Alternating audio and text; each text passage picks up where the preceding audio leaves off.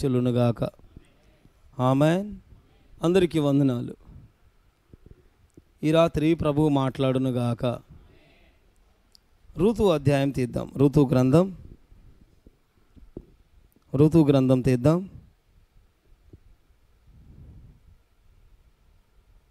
రెండో అధ్యాయం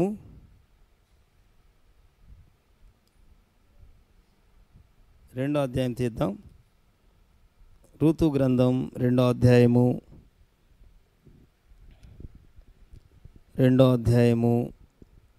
12వ వాక్యం చదువుకుందాం. యెహోవా నీవు చేసిన దానికి ప్రతిఫలమిచ్చును. ఇశ్రాయేలీయుల దేవుడైన యెహోవా రెక్కల క్రింద సురక్షితముగా నుండునట్లు నీవు వచ్చితివి. ఆయన నీకు సంపూర్ణమైన బహుమానమిచ్చునని ఆమెకు ఉత్తరమిచ్చెను. ప్రభువు ఈ వాక్యమును దీవించునుగాక. చదవబడిన వాక్యమును ధ్యానం చేస్తున్నప్పుడు ఈ రెండో అధ్యాయంలో నయోమి పెనిమిటికి సమీప బంధువు. అతడు చాలా ఆస్తిపరుడు. అతడు ఎలీమెలెకు వంశపు వాడయ్యుండి అతని పేరు బోయాజు. ఆ పొలములోనికి రూతు పోయి ఎవని కటాక్షమైతే పొందగలనో వాని వెనక పరిగేరుకుంటానని నయోమితో చెప్పింది. నయోమితో చెప్పగా ఆమె నా కుమారి పొమ్ము అని మాట మాట్లాడుతుంది.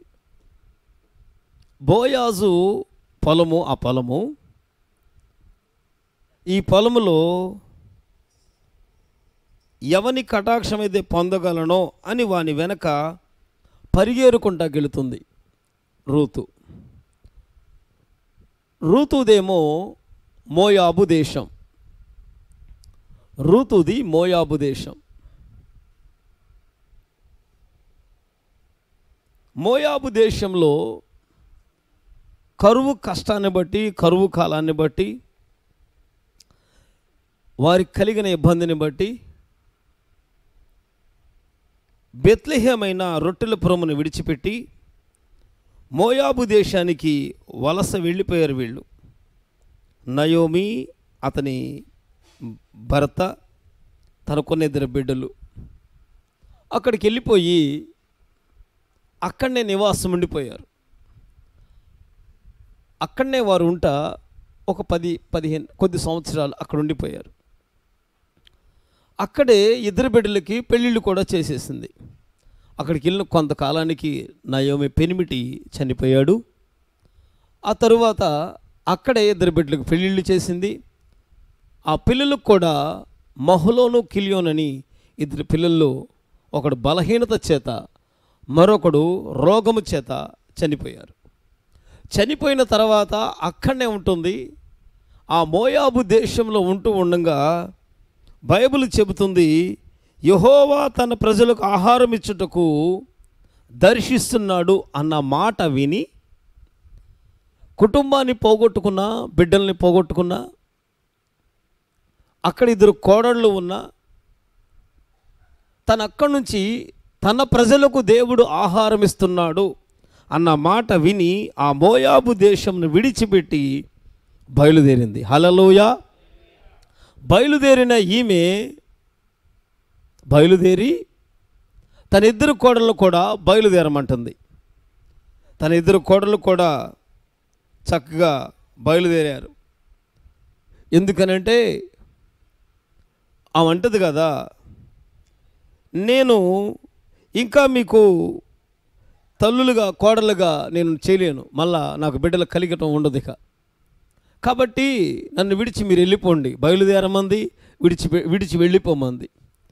విడిచి వెళ్ళిపోమంటే వారిలో ఒకరు పెద్దమ్మ తన అత్తగారిని ముద్దు పెట్టుకుని వెనక్కి వెళ్ళిపోయింది. మరి చిన్నమ్మ కూడా బయలుదేరి తన అత్తను వెంబడించింది. చిన్నమ్మ రూతు తనతో వెంబడిస్తూ అంటుంది కదా, నా వెంబడి రావద్దు, నన్ను మాత్రము నన్ను బతిమాలవద్దు, రావద్దు, నన్ను విడిచి వెళ్ళిపోమని. నీవు వెళ్ళు చోటకే నేను వెళతాను, నీవు నివసించే చోటనే నేను నివసిస్తాను. నీ జనమే నా జనము, నీ దేవుడే నా దేవుడు.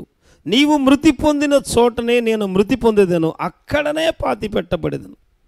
మరణం తప్ప మరి ఏది నిన్ను నన్ను ప్రత్యేకించిన ఎడల యెహోవా నాకు ఎంత కీడైనా చేయునుగాక అందండి. పెద్ద కోడలేం విడిచిపెట్టి వెళ్ళిపోయింది. చిన్న కోడలు చూడండి, నిన్ను వెంబడిస్తాను, నిన్ను వెంబడించేటప్పుడు నన్ను విడిచి వెళ్ళు అన్ను బతుమాలడొద్దు. నీ జనమే నా జనము, నీ దేవుడే నా దేవుడు. నీవు నివసించిన చోటే నేను నివసిస్తాను. నీవు చనిపోతావే అక్కడే, ఇక నిన్ను పాతిపెట్టిన దగ్గర నేను ఉండిపోతాను. ఒకవేళ నేను గనక నిన్ను కానీ విడిచిపెట్టానా, మరణము తప్ప ఏది నన్ను ప్రత్యేకించిన ఎడల, మరణము తప్ప ఏదైనా నిన్ను నన్ను ప్రత్యేకించి వేరు చేస్తే యెహోవా నాకు ఎంతైనా కీడు చేయాలంటుందండి. యెహోవా అంటే ఇంకా తెలుసా? స్తోత్రం చెప్పండి. అప్పుడు హల్లెలూయా. నా యందు దయ ఉంచి కన్నులు మూసుకుని అయ్యగారు చెబుతున్నాడని మీరు కన్నులు మూసుకుని నన్ను కెమెరా చేయొద్దు. స్తోత్రం చెప్పండి. నిద్ర వచ్చిన వాళ్ళకి మంచాలు ఉన్నాయి, ఫ్యాన్లు ఉన్నాయి, ఏసీ ఉంది, చక్కగా వెళ్ళి పడుకోవచ్చు. ప్రభువు మీకు మంచి నిద్ర ఇస్తాడు. కాబట్టి మధ్యలో నన్ను ఇబ్బంది పెట్టకుండా నా మీద మనసు పెట్టండి. స్తోత్రం చెప్పండి. ప్రభు అనే దేవుడి రాత్రి మాట్లాడునుగాక. బోయాజు పొలములోనికి పరిగి ఏరుకుంటాకి బయలుదేరింది. బయలుదేరేటప్పుడు కొన్ని ఒడంబడికలు వీళ్ళకి జరిగినాయి. తన బిడ్డలు చనిపోయినా, భర్త చనిపోయినా దేవుడు దర్శిస్తున్నాడని చెప్పి ఊరిలోకి వచ్చేసింది. ఎంత నిందైనా, ఎంత అవమానమైనా దేవుణ్ణి విడిచిపెట్టల. దేవుడు నాకు కీడు చేశాడు అంటుందే కానీ ఇంకా ఆ ప్రాంతంలోకి వచ్చేసింది, దేవుని జన్మలోనికి. తను వస్తూ మోయాబు దేశం నుండి ఒక స్త్రీని తీసుకొచ్చింది, ఆమె రూతు. ఆమె తీర్మానం ఏంటంటే, నిన్ను విడిచి వెళ్ళను, నీతోనే చనిపోతాను, నీ జనమే నా జనము, నీ దేవుడే నా దేవుడు. నీవు మృతి పొందుతావు, అక్కడనే నేను మృతి పొందుతాను. ఒకవేళ నువ్వు చనిపోయావని నేను మరలా వెనక్కి వెళ్ళిపోను. నీవు చనిపోయిన తర్వాత నేను మళ్ళీ మా స్వజనుల దగ్గరికి, నా తల్లి దగ్గరికి, నేను విడిచి వచ్చిన నా జన్మభూమి దగ్గరికి, నా బంధువుల దగ్గరికి, ఇక్కడ ఎవరిని బట్టి వచ్చాను? నిన్ను బట్టి వచ్చాను. నీవు చనిపోయిన తర్వాత మళ్ళీ తెల్లారి పొద్దున్నే అటు వెళ్ళిపోను, ఇక్కడ నేను వెళ్ళిపోను. ఒకవేళ నేను అలా నిన్ను ప్రత్యేకించానంటే యెహోవా యొద్ద నుండి నాకు కీడు రావాలి అని కోరుకుంది. తనకు యెహోవా తెలియదు,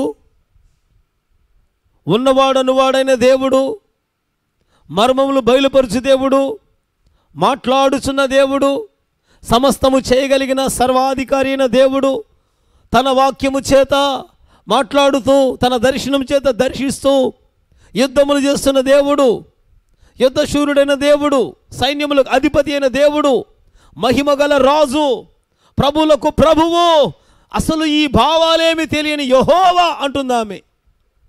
ఇవేవి తెలియ తను అంటుంది కదా, యెహోవా నాకు కీడు చెయ్యాలి అని నోటితో ఒక తీర్మానంగా వచ్చేసింది. అప్పుడు ఎప్పుడైతే ఈ తీర్మానమైన మాట అందో, తన అత్త అనుకుంది, ఈ బిడ్డకు మనసు కుదిరిందిరా, పెద్ద కోడలు వంటిది కాదు ఇది. బయలుదేరినట్టు బయలుదేరమంది, సదురుకోండి అంది. పెద్ద కోళ్ళేమో, ఇక వద్దులేమ్మా, నేను తల్లిని అవుతానా, బిడ్డలు కంటానా, మీకు పెళ్ళిళ్ళు చేస్తానా, నా వల్ల కాదులే అంటే అక్కడ సాంప్రదాయం ఒకటి ఉందిలేండి. అలాగా మరలా ఆ బిడ్డను నేనే బిడ్డలను కానీ నేను పెంచి నీకు పెళ్ళి చేయలేను కదా, మీరు అలా ఉండలేరు, కాబట్టి మీ తల్లుల ఇంటికి వెళ్ళిపోండి అంది. ఎప్పుడైతే అట్టందో, అమ్మయ్యా నేను ఎట్టగొట్ట ఆ బెత్లెహేం వెళ్ళకుండా తప్పుకున్నానులే, ఆ జనంలోకి వెళ్ళకుండా తప్పుకున్నానులే. వాళ్ళ విధానం వేరు, వాళ్ళ పని విధానం, పడికట్టు, భాష, వారి ప్రవర్తన, వాళ్ళ నడవడి ఏంటో, వాళ్ళ ఆజ్ఞలు, వాళ్ళ కట్టడలు, వాళ్ళ శాసనాలు అవేవి తనకి కాస్త ఏమి నచ్చట్ల. ఇక్కడ నుండి మోయాబు వెళ్ళి మోయాబులో నడుస్తున్న విధానాన్ని చూసినప్పుడు రూతు ఆకర్షించబడింది కానీ ఓర్ప ఆకర్షించబడలా. రూతు జీవము కలిగిన దేవుని ఔన్నత్యానికి కాస్తో కోస్తో ఆకర్షించబడి వెంబడించడానికైనా వచ్చింది, కానీ పెద్ద కోడలికి అవి నచ్చలేదు. ఎప్పుడైతే వద్దందో, తండ్రి ఎంత కార్యం చేసావు, తన అత్తను ముద్దు పెట్టుకుంది, ఆగిపోయింది. కానీ రెండవ అంటది కదా, ఒక మంచి తీర్మానం, యెహోవాయే నాకు కీడు చేయాలి అని చెప్పింది. ఈ మాటతో మనసు కుదిరినది అని చెప్పి వెంపటికి తీసుకొచ్చింది. ఎప్పుడైతే బెత్లెహేములోకి వచ్చారో, వారిద్దరు బెత్లెహేములోకి వచ్చిన తర్వాత నయోమి పెనిమిటికి సమీప బంధువైన బోయాజు పొలంలోనికి పరిగెరుకుంటాకు వస్తుంది. నా ప్రియ సహోదరులారా, ఈ రాత్రి మనం ధ్యానం చేస్తున్న వాక్యం ఒకసారి చూడండి. యెహోవా నీవు చేసిన దానికి ప్రతిఫలం ఇచ్చును. ఆమేన్ చెబుదామా? ప్రతిఫలం ఇచ్చే దేవుడు. హల్లెలూయా. ప్రతిఫలం ఇచ్చునుగాక. ప్రతిఫలము దొరుకుతుంది అంటేనే అది ప్రతిఫలానికి ఏదో పని చేస్తేనో, ముందుకు ముందే మనం ప్రతిఫలాన్ని కూడా కోరేసుకుంటాం. ఎంత ఇస్తున్నాం అంత వస్తుందా, ఎంత పని చేస్తున్నాం అంత కలుగుద్దా అనేది. ఈమెకి యెహోవా అను నామమునకు సరైన భావం తెలియదు, తనకేమి సున్నతి రక్షణ అనుభవాలు లేవు, బలిపీఠము గురించి కానీ దేవుని గురించి కానీ ఎరుగదు. కానీ ఒక తీర్మానం తన మాటను బట్టి, నయోమి విధానాన్ని బట్టి, నయోమి నడుపుతున్న దానిని బట్టి అంటది కదా, యెహోవా నాకు గొప్ప కీడు చేయాలి, ఎక్కువ కీడు చేయాలి, నిన్ను ప్రత్యేకించి విడిచిపెడితే గనక నేను వేరైపోతే. వాటన్నిటిని బట్టి కటాక్షము కలుగు చేయు దేవుడు, నేను ఎవరిని కరుణింతునో వారిని కరుణింతును. కటాక్షము కటాక్షము కలిగిన దేవుని ఆ పొలములో ఆ పనికత్తెలను వెంబడిస్తూ పరిగెరుకుంటా వచ్చింది. బోయాజు తన ప్రవర్తన చూశాడు. బోయాజు ఎవరి యవనురాలు అని అడిగాడు. ఈమె ఎలా ఉందో, ఎలా నడుస్తుందో, సమస్తం నడత నడవడి భాష అంతా చూశాడు. ఆయన అంటాడు కదా, యెహోవా నీవు చేసిన దానికి ప్రతిఫలం ఇస్తాడు. హల్లెలూయా. ప్రభువు ప్రతిఫలం ఇస్తాడు. ప్రతిఫలం ఇచ్చే దేవుడు. ఏ పని చేస్తేనే, ఏ పని చేసినా ఫలం ఉంటుంది, ప్రతిఫలం ఉంటుంది. ఫలం ఎప్పుడు వస్తుంది అక్క? ఫలం ఎప్పుడు వస్తుంది? స్తోత్రం చెప్పండి. నెలకొచ్చే జీతం ఫలం అన్నమాట. ఓ 40 ఏళ్ళు 50 ఏళ్ళు సర్వీసులు బాగా చేసావుగా, నీ పని అంతటిని చూసి ఇందులో నువ్వు బాగా నడితే కటింగ్లు ఉండయో,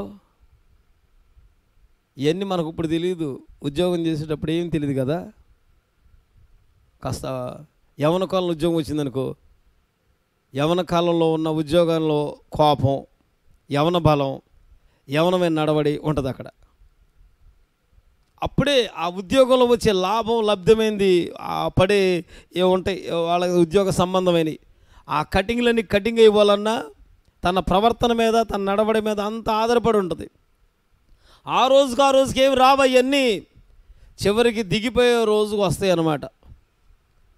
ఒకళ్ళైతే సర్వం కోల్పోయిన వారు నేను ఎరుగుదును. ఉద్యోగులు ఉన్నప్పుడు 40,000 జీతాలు, ఇప్పుడు మాట కాదు, నాకు ఇప్పుడేం తెలుసండి. 40,000 జీతం. మా సమీప బంధువే ఉద్యోగులు ఉన్నప్పుడు. ఆయన ఎంత ఉన్నతమైన ఉద్యోగమో, టెలిఫోన్ దాంట్లో ఆఫీసర్ గారు, జెయ్యన్ అంటారు కదా, జెయ్యి. తన కింద పనివాళ్ళు తనకన్నీ ఇస్తారంట. రిటైర్మెంట్కి ఆఖరికి ఆ ఉద్యోగాలన్నీ చూపించేసి తనకేం రూపాయి ఇవ్వాలి, ఇంకా నువ్వే కట్టాలి ఎదురన్నారు. ఇంకా అంతే. వాళ్ళకన్నీ ఆ టెలిఫోన్ దాని మీద ప్రతి వస్తువును లెక్క చెప్పాల్సిన విధానం ఆయనకు ఉంటుందంట. బాగా చనువుగా అతి ప్రేమ చూపిస్తే మీరే చూసుకుంటారు అంటాం చూడండి. బాగా అరే నువ్వే అన్నీగా ఏమి ఎక్కడున్నాయో, ఏ వస్తువు ఎక్కడుందో ఇప్పుడు లేవుగా, స్తంభాలు అప్పుడు స్తంభాలు వేయాలి, వైర్లు వేయాలి, ప్రతి ఎక్విప్మెంట్ లెక్కలోకి వెళ్ళాలి. ఇవన్నీ మనాడు కాస్త పరధ్యానంగా వదిలిపెడితే ఎప్పుడెప్పుడు ఇవన్నీ తవ్వకాలని తవ్వగా రిటైర్మెంట్ వచ్చేపాటికి దిగిపోయేపాటికి, అయ్యా నువ్వు ఇవన్నీ చేసి నీ అన్నీ లాస్ అయిపోయినాయి, నువ్వే తిరిగి గవర్నమెంట్కి కట్టాలన్నారు. అప్పుడు చదువుకున్నాడు 5 అధ్యాయాలు. స్తోత్రం చెప్పండి. ఏమ్మా, మన ఫలము కావాలో ప్రతిఫలం కావాలో ఇప్పుడు ఒకసారి మనసు పెట్టండి. ఏ పనిలో అయినా అప్పచెప్పేవి లెక్కలుంటాయి ప్రతి ఉద్యోగానికి. బోయాజు అంటున్నాడు కదా, నీవు చేసిన పని ఉంది, నీవు చేసిన పనికి ప్రతిఫలం ఇస్తాడు దేవుడు. నీ దేవుడు అన్యాయస్తుడేమీ కాదు కాదు కాదు. ఈమెకి ఎవరని తెలుసు? యెహోవా నీకు ప్రతిఫలం ఇస్తాడు. నీవేది చేసావో, ఏం చేసావో, ఏం విడిచిపెట్టావో. ఆకర్షించబడింది, తను విడిచిపెట్టక ఇష్టపడలా, తన భర్తను కోల్పోయింది, తను భర్తను కోల్పోయింది. ఒకరు విడిచిపెట్టి వెళ్ళిపోయారు, తనైతే విడిచిపెట్టలా. ఓ మంచి తీర్మానంకి వచ్చేసింది, నీ జనము, నీ దేవుడు, ఇక నీతోనే నిన్ను గనక విడిచిపెట్టానా యెహోవా నాకు కీడు చేయాలి అని చెప్పి మాట్లాడుకుని బయలుదేరింది. ఇక మనసు కుదిరిందిరా అని తెచ్చుకుంది. ఇంకా నయోమి వెంటబడి బెత్లెహేములోకి వచ్చిన తర్వాత బోయాజు పొలంలో బోయాజు మాట్లాడుతున్నాడు, నీవు చేసిన దానికి ప్రతిఫలం ఇస్తాడు. చూస్తారా? రోమాపత్రిక 11వ అధ్యాయము, రోమాపత్రిక 11వ అధ్యాయం తీయండి. 35వ వాక్యం చూస్తుంటే, రోమాపత్రిక అపోస్తలుడైన పౌలు రాసిన పత్రికల నుంచి, ముందుగా ఆయనకిచ్చి, స్తోత్రం చెప్పండి, ముందుగా ఆయనకి ఇవ్వాలి. హల్లెలూయా. ముందుగా నీ ప్రభువైన దేవుని దగ్గరికే చేరునుగాక. ఏదైనా ముందుగా ఇవ్వాలి. మొదటి అప్పమిచ్చినట్టు చిన్నదే ఇవ్వాలి. స్తోత్రం చెప్పండి. ఉన్నదే చిన్నదాన్ని ఏం చేయాలి? పెద్దదే ఎక్కిద్దాము.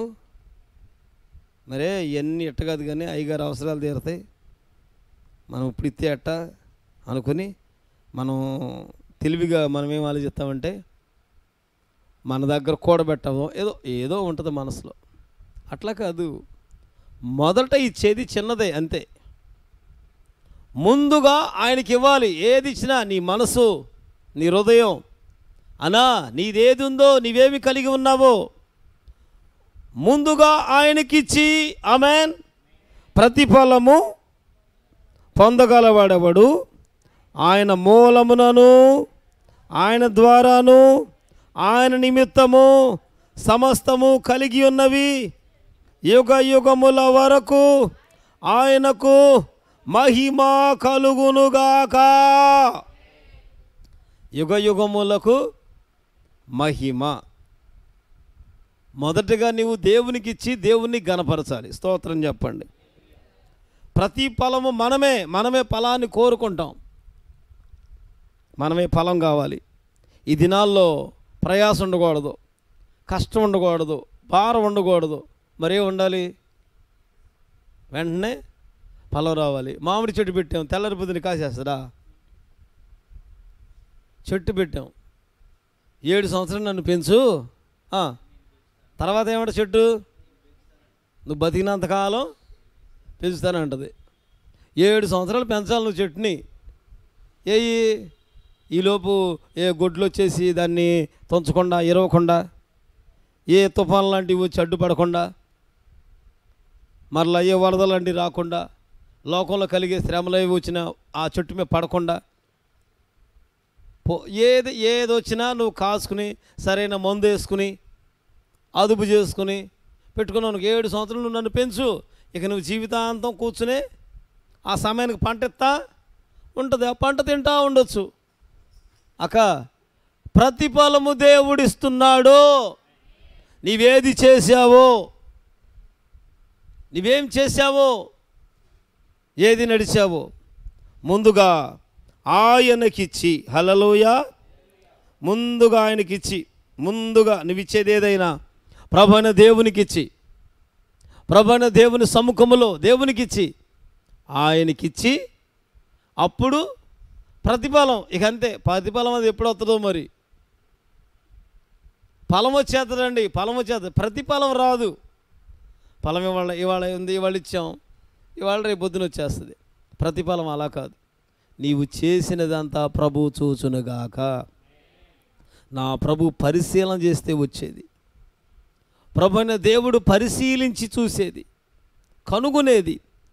కనుక ఆయనకిచ్చి ప్రతిఫలం పొందగోరు వాడెవడు. ఎవరుంటారు ముందుగా?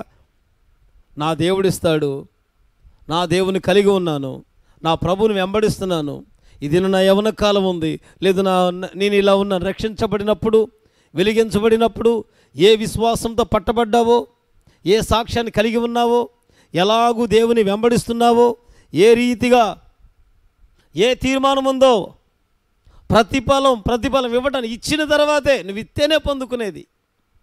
నువ్వు ఇచ్చి పొందుకోవాలి, ఇచ్చి శోధించాలి. నువ్విచ్చి శోధించాలంట. నీవిచ్చి ఏం చేయాలి?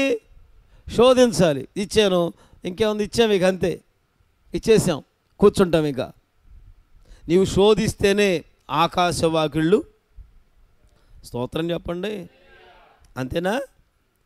నువ్విచ్చి శోధించాలి, అప్పుడు ఆకాశవాకిళ్ళు ప్రభు విప్పుతాడు. పట్టజాలనంత విస్తారమైన దీవెనలు కలుగుతాయి. ఇచ్చాము, ఇంకా ఇక అసలు మా అక్కయ్య మాట్లాడదు. ఇక ఇచ్చాం, పని అయిపోయింది, ఇచ్చేసాం. ఏమిచ్చావు? ఇచ్చావా? ఇక ఊరంతా టమకాయ పో, వెళ్ళిక మొత్తం ఇచ్చానయ్యా. తెలిసిందా మీకు? నేను చేశానయ్యా. నేను ఇచ్చింది ఏంటో తెలుసా? మన పేరేమన్నా వస్తుందా అక్కడ? పాస్టర్ గారికి గర్వం అయ్యా, పేర్లు ఎత్తడు. ఏమవుద్దా? మాట చేస్తే ఏమవుద్దండి? సర్లే, నేను అడుగుతాను. అన్న కొద్ది పేరు అంట చెప్పానా? అప్పుడు చెప్పాలి ఇక పేరు. ఏంటిగా ఇచ్చావా? నువ్వెవరికి ఇచ్చావు? ఆయనకిచ్చి. ఆయనే నజరేయుడైన యేసు, కార్యారంభం చేయువాడు, సమస్తము చేయుటకు సరిపోయిన దేవుడు. ఋతు ఏమి తెలిసి నా యందు ఈ కటాక్షం చూపుతున్నారు?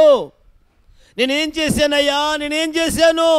ఎందుకు? దాహమైతే నీళ్ళు ఉన్నాయి అంటున్నారు, ఆహారం అయితే అదుగో అక్కడ రొట్టె ఉందంటున్నారు. అరే, నీకేమైనా కావలసి వస్తే వెళ్ళి అడుగు. నీ మీద ఎవరు పడకుండా యవనస్తులకు ఆజ్ఞాపిస్తాను. యవన కాలం పాపము, శరీర పాపము ఏదైనా యవన కాలమైనది, యవనమైనది ఏది నీ మీద పడకుండా నేనే ఆజ్ఞాపించే దేవుడను.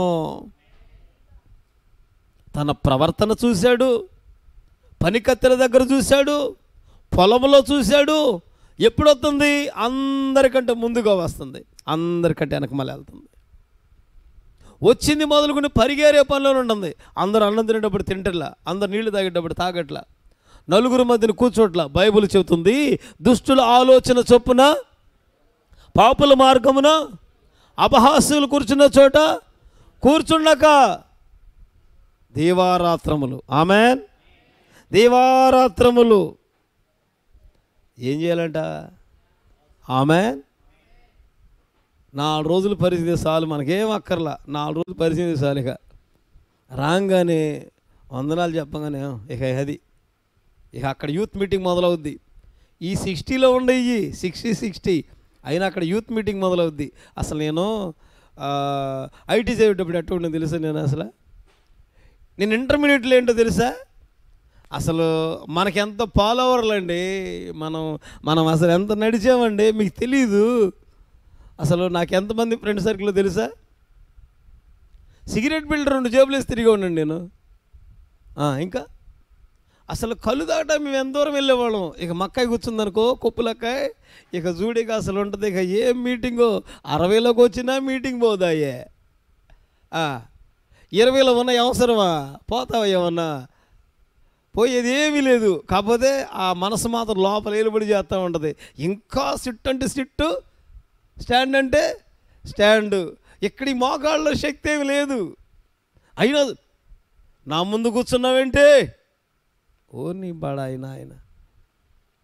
ఇదేనా సంఘం నేర్చుకునేది? ఇదేనా దేవుని సంఘంలో ఉండవలసింది?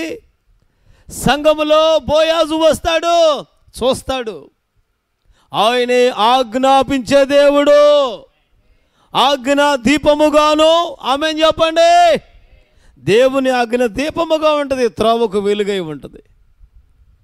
ఆజ్ఞ బయలుదేరిన వెంటనే క్రియ జరుగుతూ ఉంటుంది.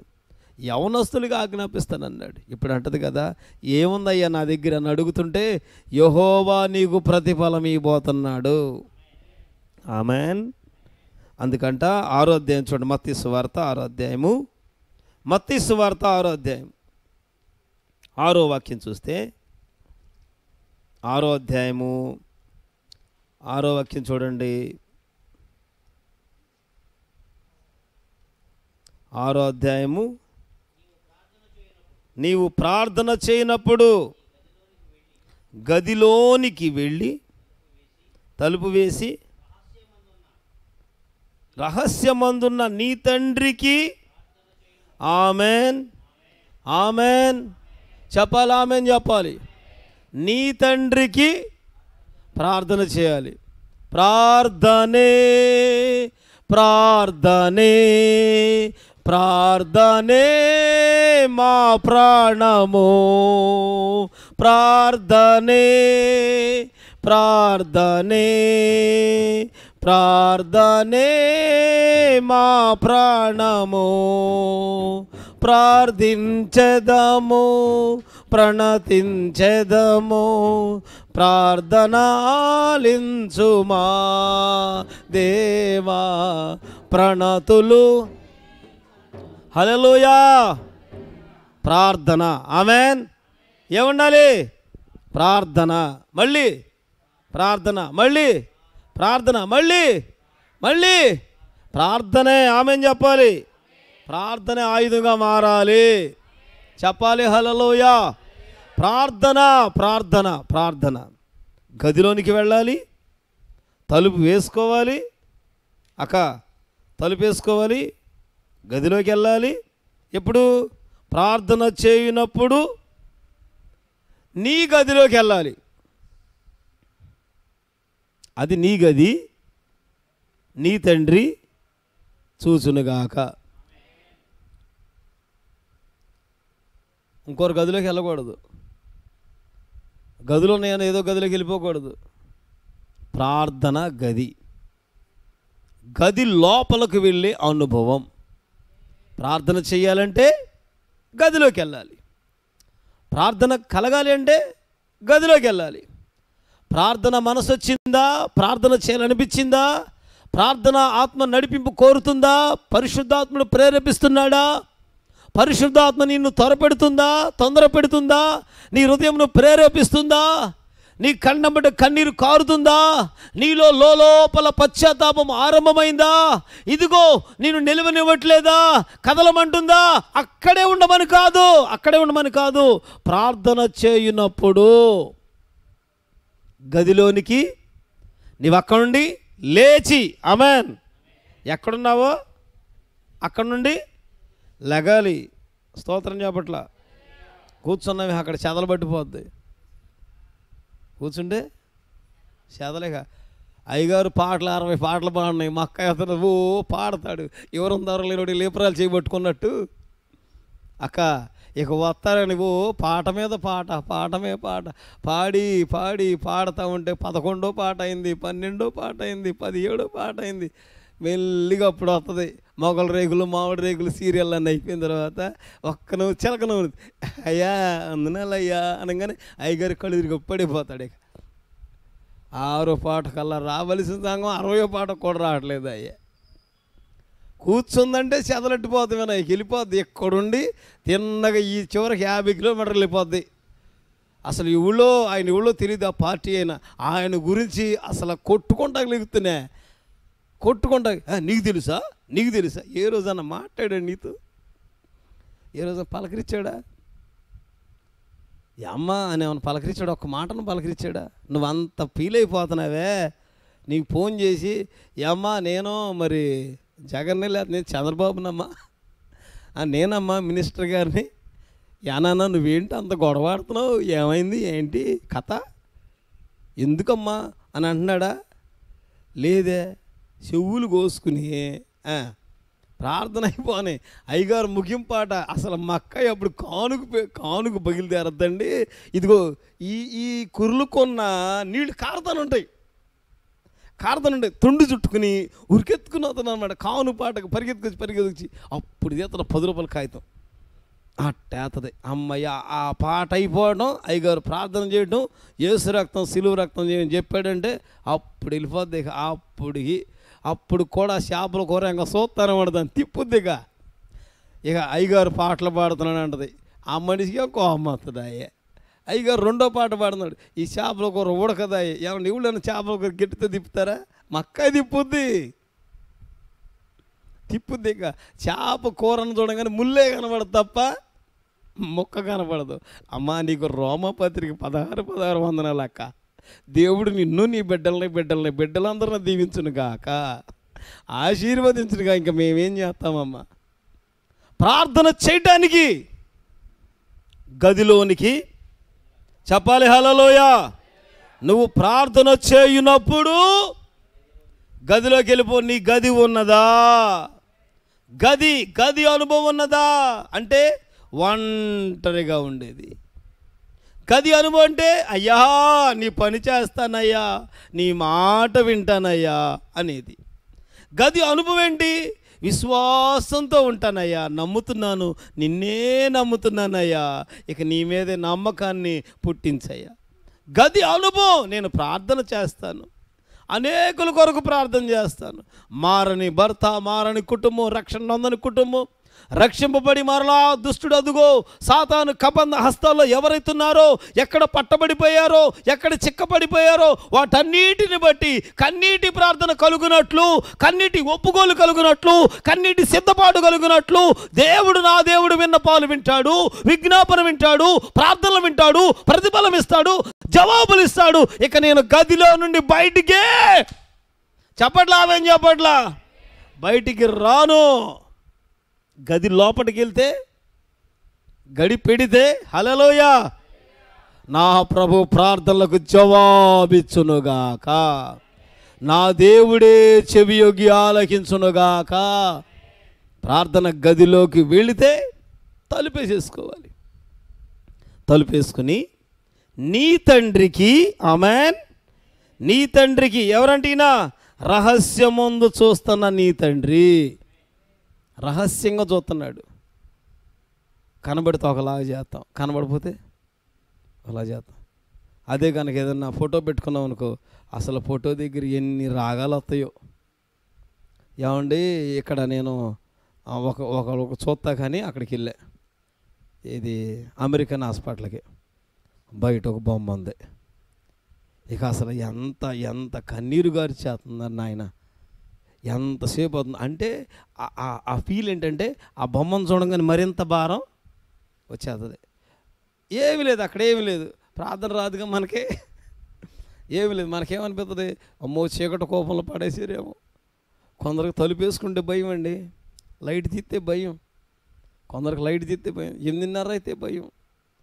కొందరికి ఏంటి తెలుసా, ఊరినే మిడతలు అన్నయ్య అనుకో, ఇక అప్పుడు అసలు ముందు పలస చూసుకోవడం, యేసు రక్తం సిలువ రక్తం, మిడత మోగితేనే భయం. ఆ తలుపు వేసుకున్నప్పుడు ఇవుళ్ళన్నట్టు 2 సార్లు అన్నారా, యేసయ్యా స్తోత్రం. అప్పుడు చెమటలు పట్టేసినాయి. అప్పుడు ఆ తలుపు మోగానే చెమటలు పట్టేసినాయి.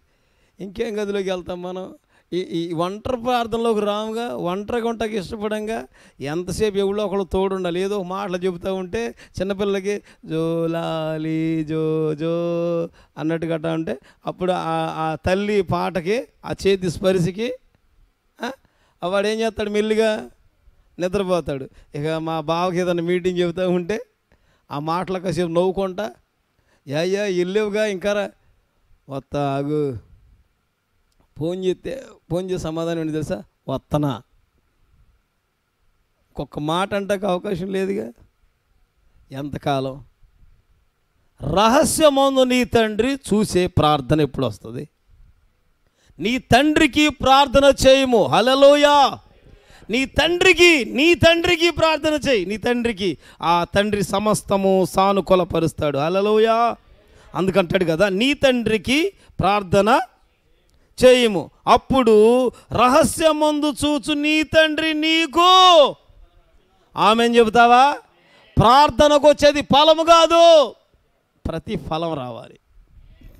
చెప్పట్లా? ఆమెన్ చెప్పట్లా? ఫలం ఏంటంటే అది వేరు, ప్రతిఫలం ప్రార్థనలోకి. చెట్టు పండును చూసి చెట్టు అనుకోమాకండి నక్కాయి. ప్రార్థన వేరు, చెట్టు వేరు. అర్థం ఒకటి చెట్టు అని చెబుతున్నాం తప్ప చెట్టు అనుకోమాకండి. ప్రతిఫలం ఏంటంట? రహస్యం ముందు చూస్తున్న. ప్రార్థన చేయనప్పుడు గదిలోకి వెళ్ళాలి, ప్రార్థన చేయాలి. ఒకటి ముందుగా ఇచ్చే ప్రతిఫలం. ఆమెన్. ప్రార్థనలో ప్రతిఫలం. హల్లెలూయా. మరొక మాట చూస్తారా? రోమపత్రిక 2వ అధ్యాయము, రోమపత్రిక 2వ అధ్యాయం, 2వ అధ్యాయం తీద్దాం, 6వ వాక్యం. 2వ అధ్యాయము 6వ వాక్యం చూడండి. 2వ అధ్యాయం తీస్తే, ఆయన ప్రతివానికి వాని వాని క్రియల చొప్పున, స్తోత్రం చెప్పండి, ఆయన ప్రతివానికి వాని వాని క్రియల చొప్పున ప్రతిఫలం ఇస్తాడు. హల్లెలూయా.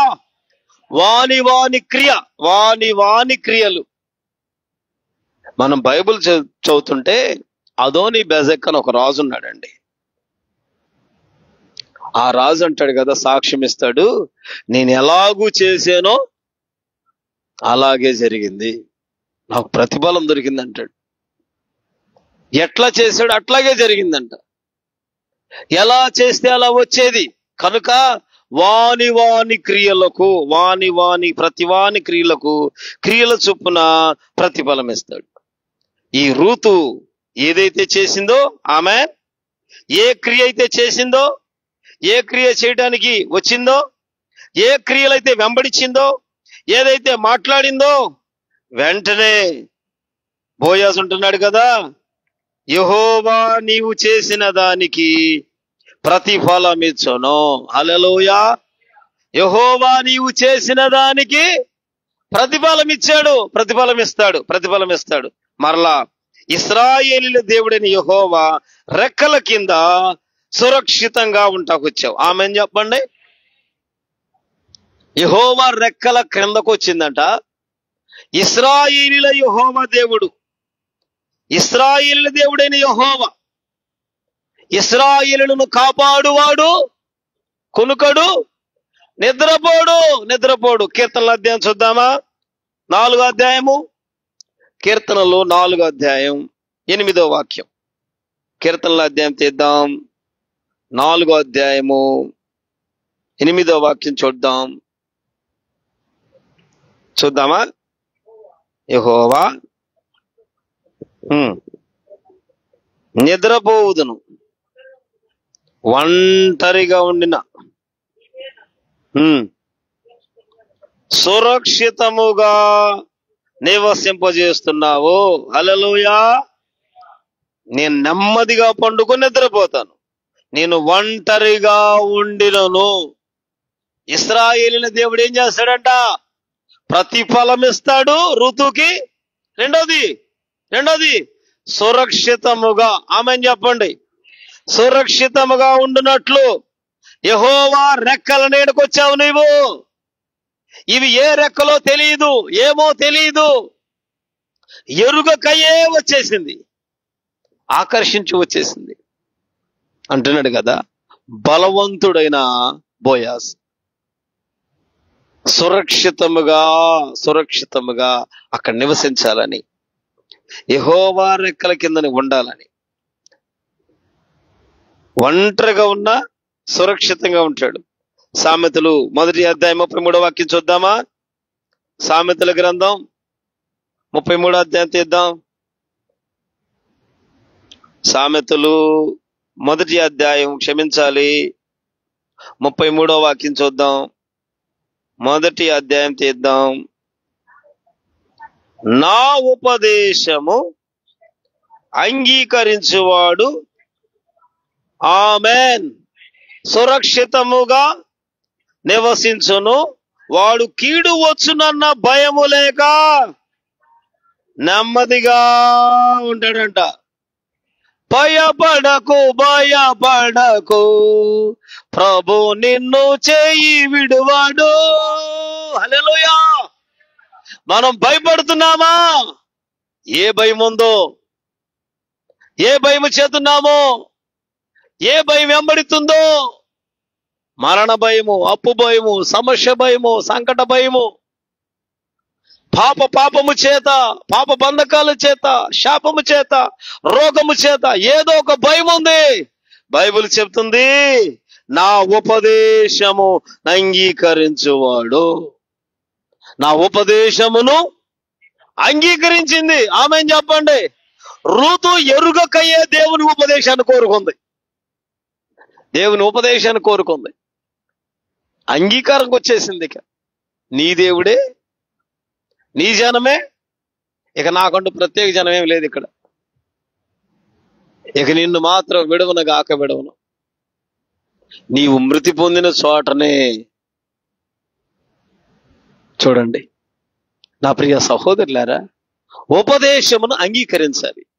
నువ్వు ఒంటరిగా ఉన్నా సురక్షితంగా ఉంటావు, ఒక్కడివే ఉన్నా సురక్షితంగా ఉంటావు, ఒక్కడిగా ఉన్నా సురక్షితంగా ఉంటావు, సురక్షితంగా నివసిస్తావు, ఎక్కడ నివసిస్తావు. ఉపదేశం అంగీకరించావా, సురక్షితముగా నివసిస్తావంట. అంతేకాకుండా కీడు వచ్చునన్న భయము లేక నెమ్మదిగా ఉంటాడంట. కీడు వస్తుంది, కీడు జరుగుతుంది, కీడు ఉంటది. కీడును మేలుగా మార్చువాడు. హల్లెలూయా. కీడును మేలుగా మార్చగలిగిన మహనీయుడు. మారాను మధురంగా మార్చగలడు. ఎండిపోయిన దానును హల్లెలూయా చిగురింపజేయగలిగిన శక్తిమంతుడు. కీడు వచ్చునన్న భయం లేక నెమ్మదిగా ఉండాలంటే నువ్వు ఉపదేశాన్ని అంగీకరించాలి. సురక్షితం అంటే ఏంటి? సురక్షితం అంటే క్షేమమేనా? ఎక్కడున్నా క్షేమం. ఎటు వెళ్ళినా, ఎటు పోయి రావాలన్నా ఇక్కడ బాగా ఉంటాం. ఎక్కడో చోట సాతాను కూర్చుంటాడు. ఆత్మీయ పిల్లలకు ఆలోచించండి. ఇప్పుడు ఆత్మ సంబంధంగా చూడండి. శరీరంగా ఎంత క్షేమంగా ఉన్నామో, శరీరంగా ఎంత భద్రంగా ఉన్నామో, శరీరంగా పోయిన చోట్లకి వచ్చి తిరిగి అలా గమనించేరుతున్నామో అంతే నెమ్మదిగా, అంతే విధంగా ఆత్మలో కూడా నీవు సురక్షితముగా ఎక్కడికి వచ్చావు? యెహోవా రెక్కల నీడ క్రిందకు వచ్చావు. ఈయన ఇశ్రాయేలీయుల దేవుడు. హల్లెలూయా. ఇశ్రాయేలీయుల పక్షంగా వ్యాజ్యమాడువాడు, వ్యాజ్యమాడే దేవుడు, కార్యము చేసే దేవుడు, సమస్తము సానుకూల పరుచువాడు, ఏ జనముకు ఇలాంటి కార్యాలు చేయని దేవుడు. తన ప్రజల అద్భుతాలు చేస్తూ, ఆశ్చర్యాలు చేస్తూ, మేలులు చేస్తూ, నేను మీకు తండ్రిగా ఉంటాను, మీరు నాకు ప్రజలై ఉంటారు అన్నట్లుగా ఇశ్రాయేలీయుల దేవుని దగ్గరకు వచ్చిందంట రెక్కల నీడకు. ఆ రెక్కల నీడన సురక్షితంగా ఉండటానికే నువ్వు వచ్చావు. ఏం కంగారు పడొద్దు అంటున్నాడు. ఉపదేశం అంగీకరించావా? సురక్షితం. మరి ఉపదేశం లేనట్టుకుంటే, ఉపదేశం అంగీకరించకుండా ఉంటే, ఉపదేశం త్రోసివేస్తా ఉంటే, ఇన్ని దినాలు ప్రభు మాట్లాడుతూ ప్రతిదినము దినదినము దేవుడు దర్శిస్తూ తన వాక్యము చేత అగ్గుపడుతూ వాక్యము చేత నడిపిస్తూ ఉన్నప్పుడు ఉపదేశమును అంగీకరించావో, ఉపదేశమును తిరస్కరించావో, ఉపదేశమును త్రోసివేసావో, లేదు ఉపదేశమును వదులుకున్నావో, ఏమక్కర్లేదులే ఏమైంది అన్నట్టుగా ఉన్నావో, ఎవరు ఎలా ఉన్నామో, ఎలా నడిచామో, ఎలా వెళుతున్నామో వాటన్నిటిని బట్టి ఉపదేశం అంగీకరించేవాడు సురక్షితంగా ఉంటాడు.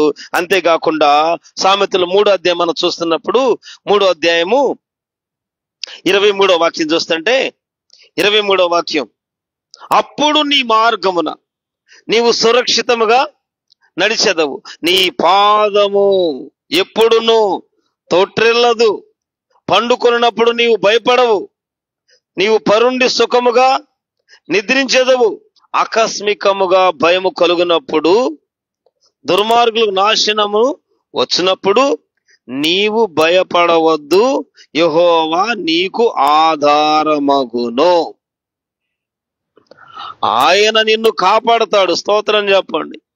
నీ కాలు చిక్కబడకుండానట్లు ఆయన, హల్లెలూయా, కాలు చిక్కబడకుండా కాపాడేది ఎప్పుడు? ఉపదేశం అంగీకరిస్తేనే. ఉపదేశం లేని ఆధ్యాత్మిక జీవితం కట్టబడదన్నాయి. ఉపదేశం లేదా అక్కడ ఎలా సరవుతావు? వాక్యము చేత ఉదక స్నానం చేయబడాలి కదా.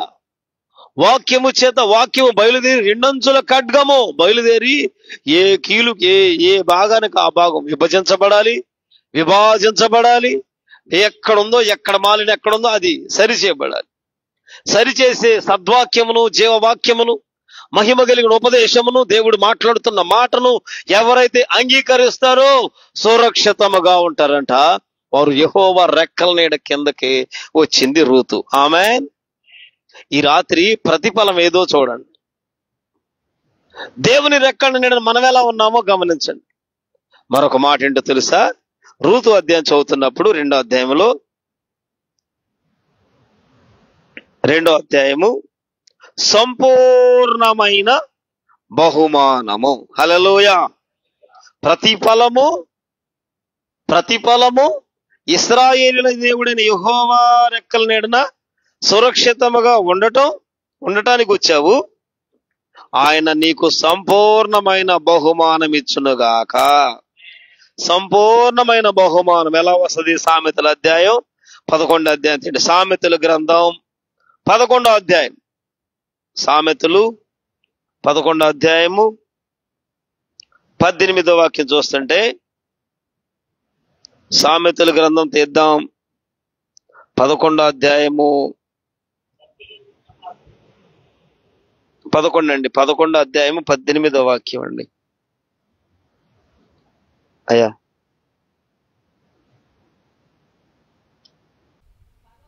అమ్మమ్మ లేదు 18. భక్తిహీనుని సంపాదన వానిని మోసం చేయను, నీతిని విత్తువాడు. ఆ కింద మాట చూడండి, నీతిని విత్తువాడు. ఆమె చెప్తారా?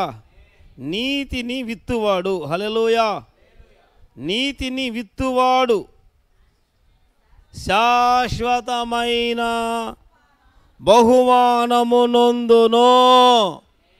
శాశ్వతమైన బహుమానం, శాశ్వతం అర్థం చేసుకోవాలి. శాశ్వతమైన బహుమానం పొందేది ఎప్పుడు? నీతిని విత్తాలి.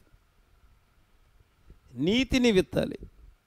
నీతిని విత్తితేనే నీతి సూర్యుడు ఉదయించునుగాక.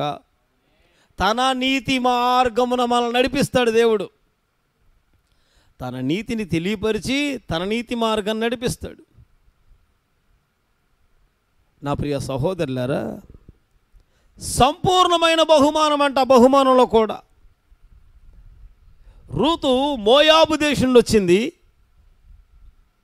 మోయాబు కలిగిన దానిని ఇక్కడ ఆచరణలో చేయట్లా. మోయాబు సంబంధమైనది ఇక్కడ చూపించట్లా. మోయాబు అను మాటకు తండ్రి ఎవరు? తండ్రి లేడు. తండ్రి గద్దింపు లేదు, తండ్రి శిక్షణ లేదు, తండ్రి ఉపదేశం లేదు, తండ్రి అయిన దేవుని చిత్తము లేదు. తండ్రి యొక్క ఉద్దేశము, తండ్రి ఉపదేశము, తండ్రి సంబంధమైనది ఏమీ లేదు. తండ్రి ఎవరు? తండ్రి ఎవరు? సొంతగా స్వచిత్తమైనది, శరీరమైనది, శరీర కోరిక సంబంధమైనది, శరీర రూపమైనది. అదుగో శరీరమును బట్టి ఉద్దేశించే ఆలోచన అక్కడ పనిచేస్తుంది. శరీరమైన ఆలోచన అన్నమాట. ఇక్కడ ఎవరు లేరు కదా, మనం బతకాలి కదా, మనకేమో మరి ఎవరు లేరు కదా. ఇప్పుడు ఏం చేద్దాం? మనం ఏం చేద్దామంటే మనమే ఇదిగో మన తండ్రిని మనం వశం చేసుకుందాం కదా. శరీరమైన ఆలోచన, శరీర సంబంధమైన తాపత్రయం. తండ్రి లేడు, తండ్రి గద్దింపు లేదు అక్కడ. తండ్రి క్రమమైంది, తండ్రి మాదిరి అక్కడేమీ లేదు. అక్కడేమీ లేదు. ఇక తండ్రి అనేది దానికి అర్థం లేదు. తండ్రి ఎవరు? అయితే అక్కడ మోయాబులో నడిచినట్టు ఇక్కడ నడవటానికి, మోయాబు కలిగిన దాన్ని కలిగినట్టు ఉండటానికి, మోయాబు వాటిలో ఎక్కడ ఉద్దేశించకుండా సరైన తీర్మానం ఏంటంటే ఇక నీ జనమే. ఆమెన్. ఇక తన జన్మను తన ఏది అక్కడ ఏమి మోయాబు పాప సంబంధమైనది ఎక్కడ లేదు ప్రియులారా. నీతిని విత్తువాడు శాశ్వతమైన బహుమానం ఎక్కడికి వచ్చింది? యెహోవా రెక్కల నీడ కొందుకొచ్చింది, సురక్షితంగా ఉండే స్థలంలోకి వచ్చింది. మరొకటేమో సంపూర్ణమైన బహుమానమే నీకు ఆయన ఇవ్వబోతున్నాడు. చెప్పాలి, ఆమె అని చెప్పాలి. సంపూర్ణమైన బహుమానం ఆయన నీకు ఇస్తున్నాడు. నీకోసం దాచి ఉంచాడు ఇక ఆ బహుమానం. మన ఆధ్యాత్మిక జీవితాల్లో ఏముందో మరి? ఫలాన్ని కోరుకున్నావో, ప్రతిఫలాన్ని కోరుకున్నావో? ఇది నాన్న మనం ఏం కోరుకుంటున్నామో, ఏది ఇష్టపడుతున్నామో, దేనిని వెంబడిస్తున్నామో? సంపూర్ణమైన బహుమానం ఏంటా బహుమానం అంటే, కొలస్సీ పత్రిక 2వ అధ్యాయం చూస్తున్నప్పుడు అపోస్తలుడైన పౌలు కొలస్సీలకు రాసిన పత్రిక ఒకసారి తీయండి. 2వ అధ్యాయం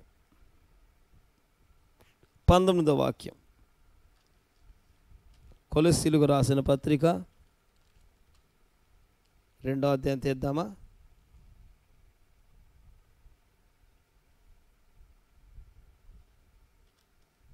పంతొమ్మిదవ వాక్యం చదువుకుందాం. అతి వినయాసక్తుడై దేవదూత ఆరాధన ఇచ్చ కలిగి తాను చూచిన వాటిని గూర్చి గొప్పగా చెప్పుకొనుచు, తన శరీర సంబంధమైన మనస్సు వలన ఊరక ఉప్పొంగుచు శిరస్సును హత్తుకొనిన వాడెవడును మీ బహుమానమును, స్తోత్రం చెబుదామా, మీ బహుమానమును అపహరింపనీయకుడి. బహుమానం ఏం చేస్తాడంట? ఎత్తుకుపోతాడు. మీ అమ్మటి తిరుగుతున్నట్టు తిరుగుతూ ఉంటాడు. మనం గెలిచిన సందర్భంలో ఉన్నాం, సంతోషంలో ఉన్నాం. ఈ బహుమానం నీ అమ్మటే ఉండి ఎట్లంట చూడండి, మళ్ళీ చదువుతున్నా. అతి వినయాసక్తుడు, వినయానికే మనోడు బ్రాండు. స్తోత్రం చెప్పండి. అతి వినయం కొంగ జపం చేస్తుందంట. అక్కాయ్ చెరువు దగ్గర ఏం చేస్తుందంట? అందరం పాపం కొంగ ఏం అట్ట అయిపోతుంది. ఎందుకోసం? చెరువులో ఉన్న చేప కోసం జపం చేస్తుంది. అయ్యో, అతి వినయం. నా మాట కాదు, అతి వినయాసక్తుడు. దేవదూత ఆరాధన పరలోకంలో దేవుని ఆరాధించడం ఎలాగో, దేవుని మహిమపరచడం ఎలాగో, దేవుని ఘనపరచడం ఎలాగో, దేవుని కొనియాడటం ఎలాగో, తండ్రి అయిన దేవుని మనస్సు ఎరిగి అలా నడవాలో దేవదూతల ఆరాధన. దేవదూతలో ఇదిగో 2 చేతులతో ముఖాన్ని దాచుకోవాలి, 2 చేతులతో కాళ్ళు దాచుకోవాలి, 2 చేతులతో రెక్కలాడించాలి. అంటే ఎక్కడ మన ముఖం కనపడదు, మన నడవడి కనపడదు. దేవదూత ఆరాధన తెలుసు. అతి వినయం, దేవదూత ఆరాధన అందు ఇచ్చ, కోరిక. నేను అట్లాగే చేయాలి, అలాగే ఉండాలి. నీ దగ్గర బహుమానం ఉందా? అందరు నా వైపు చూడండి ఒకసారి. బహుమానం ఉందా? ఇది కదా మా ఆరాధన క్రమం, ఇది అంటాడు ఆయన. ఆరాధన చూస్తే మనకు కూడా ఆరాధన నిజమేనేమో అనిపించింది. అది కాదమ్మా వినయం, ఇది అని చెప్పాడు. ఇప్పుడు వినయం చూస్తే అయ్యో మనం సరిగా ఉండలేదు. వినయంలో ఏం చెప్పరేనండి, ఫెయిల్ అనరే. వినయంలో అయిపోయింది, ఆరాధనలో అయిపోయింది, 2 ఫెయిల్ అయిపోయాం. ఇప్పుడు ఏంటంటే ఇప్పుడు ఇంకేముంది? ఇంకా తాను చూసిన వాడిని గురించి గొప్పగా చెబుతాడు. నాకు ఇట్లా కనపడింది. స్తోత్రం చెప్పండి. ఇట్లా ఉంది. నీ కనపడి సంగతి తీసేయి, నీకున్న సంగతి తీసేయి, నీ పిలుపు తీసేయి, నీ కలిగిన నిరీక్షణ, నీ విశ్వాసం ఇక తీసేసి ఇప్పుడేంటి నెక్స్ట్?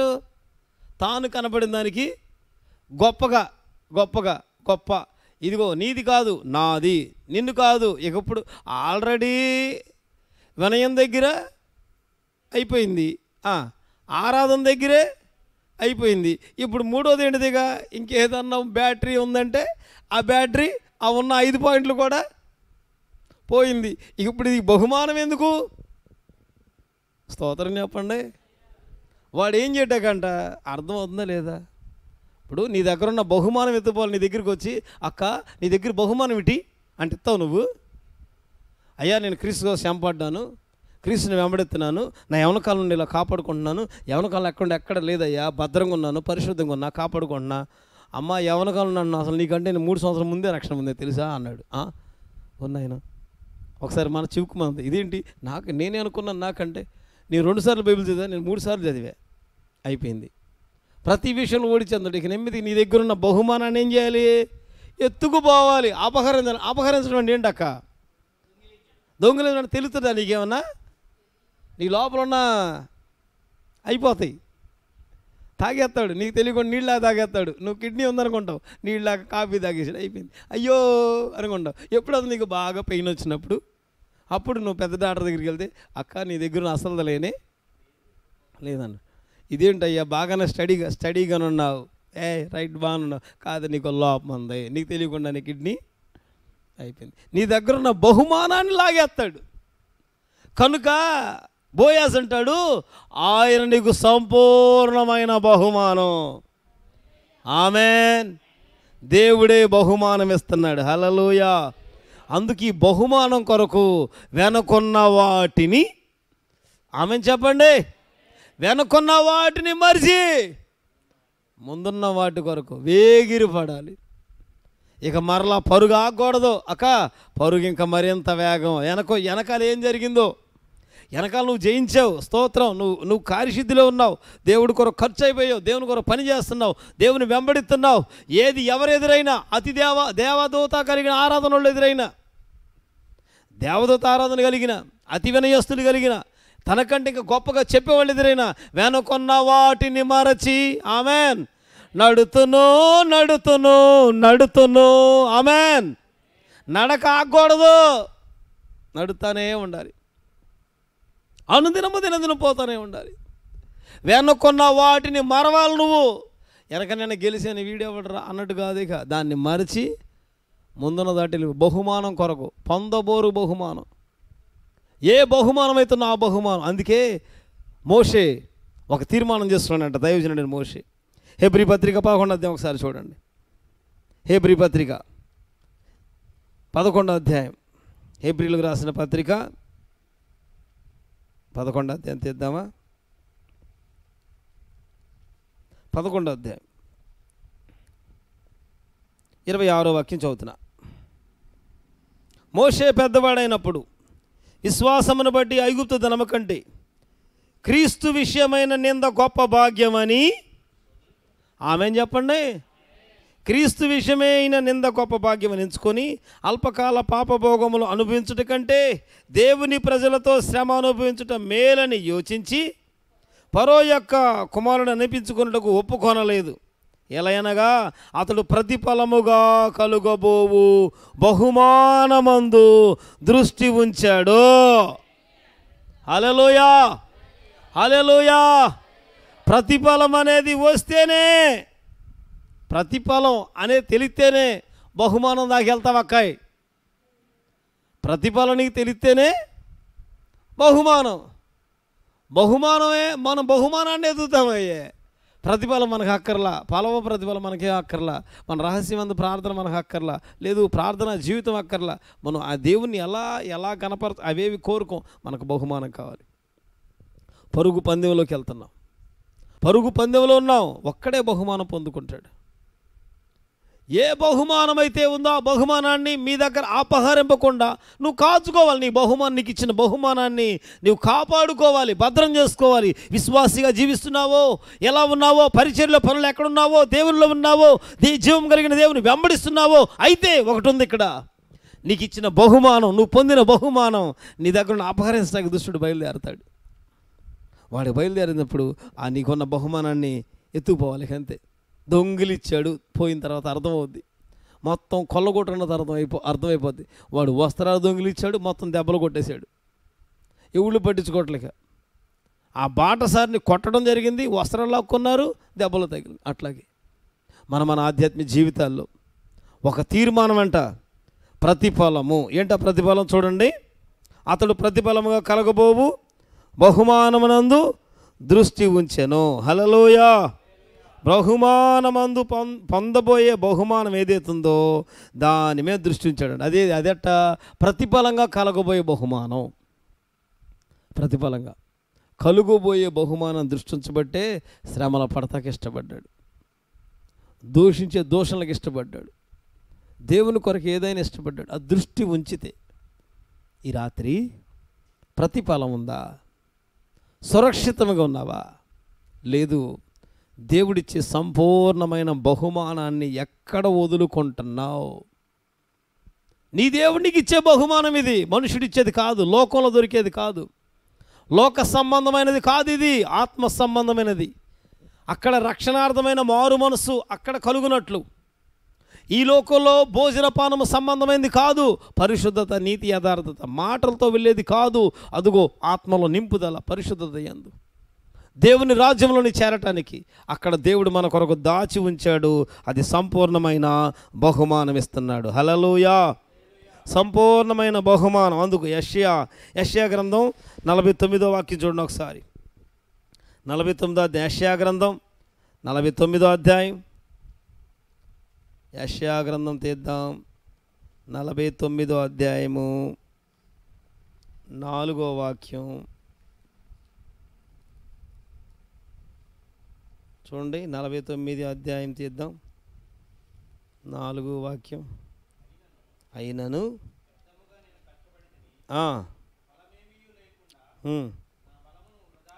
నా బలమును వృధాగా, ఫలమేమియూ లేకుండా నా బలము వృధాగా వ్యయపరచున్నాననుకొంటిని.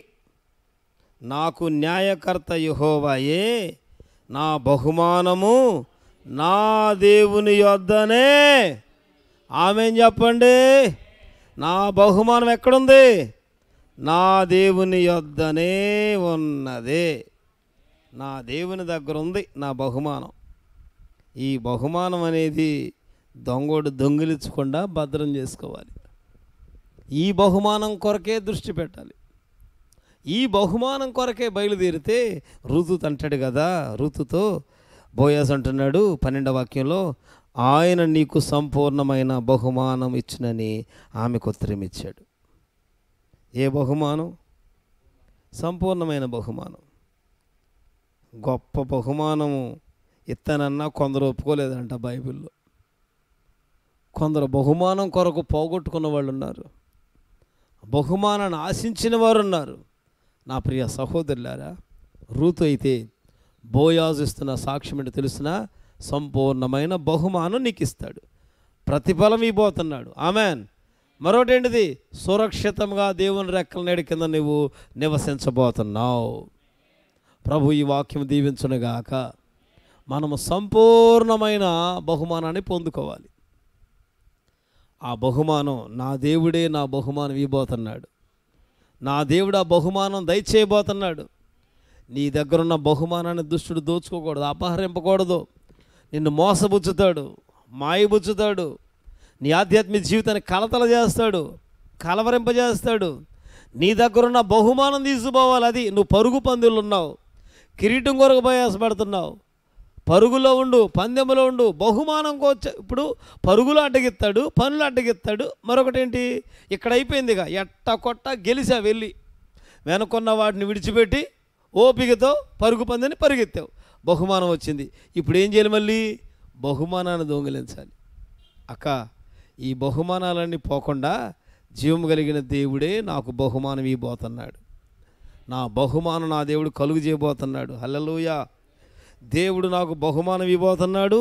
దేవుని ఉపదేశం సురక్షితంగా నడిపించబోతున్నాడు. అంతేకాకుండా ఆయనే నాకు ప్రతిఫలం ఇచ్చే దేవుడు. అట్టి ప్రతిఫలములతో ప్రభు మనల్ని నడిపించునుగాక. ప్రతిఫలం కలిగిన ఆధ్యాత్మిక జీవితాన్ని పరిశుద్ధ దేవుడు దయచేయునుగాక. ప్రభు ఈ మాటలు దీవించి కృపలు ఆశీర్వదించునుగాక. Amen, amen. అందరం ప్రార్థన చేసుకుందాం.